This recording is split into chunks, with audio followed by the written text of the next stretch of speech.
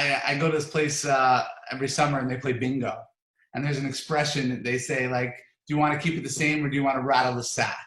And rattle the sack means if your letters are bad, you want to rattle the sack to shake up the bag. If your letters are good, you're like, no, keep it the same. So I feel like the coronavirus rattled the sack. And, you know, if you're a restaurant owner, it's horrible. Like, what are you going to do? Like, you'll do some deliveries, but you got screwed. If you're cruise lines, if you're hotels, there's nothing to do. It just sucks. For me, the market became the thing to do. And I do a lot of webinars. So our attendance has been great and people are interested in trading. And so it just kind of worked out well, but it's like, I'd rather the world be good. Like, my business was fine beforehand. I'm glad we're busy, but, you know. We'll get back to the world in a minute. But like, as a dad hack for all of our listeners who are dads, who are interested in getting into the market, like myself, I have this account where I've got money saved where, you know, I didn't have to pay taxes on it, but it's just sitting there making nothing. And I'm thinking, all right, when do I dive in?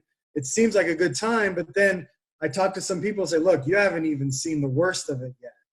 So, like, can you give us some advice as dads, like when to jump into the TNT 500 and all that?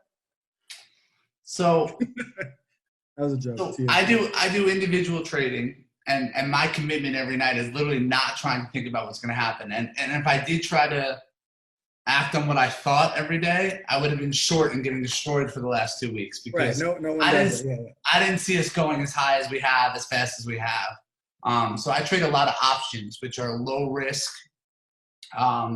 credit spreads. Like, there's ways to do trades where, like, if Apple's trading at 270 and you're like, well, I'd be willing to buy 100 shares at 250, you could sell a put at 250 for $5.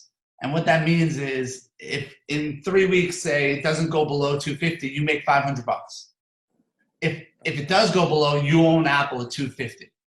So one of the strategies I really like for this market is I sell stuff underneath, so I'm not chasing it. And if it stays above there, it expires worthless. If not, I'm willing to own it at a lower price.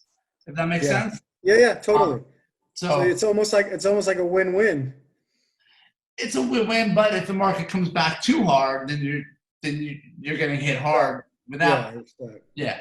So I target individual stocks, a small number of names, like very specific, like what's hot, what's weak. Like Zoom was very interesting to me for a little while because of the fact that it was like a contrarian to the market play. I don't trade it anymore right now, but that was Peloton because people are working from home. Slack, WORK. What's that new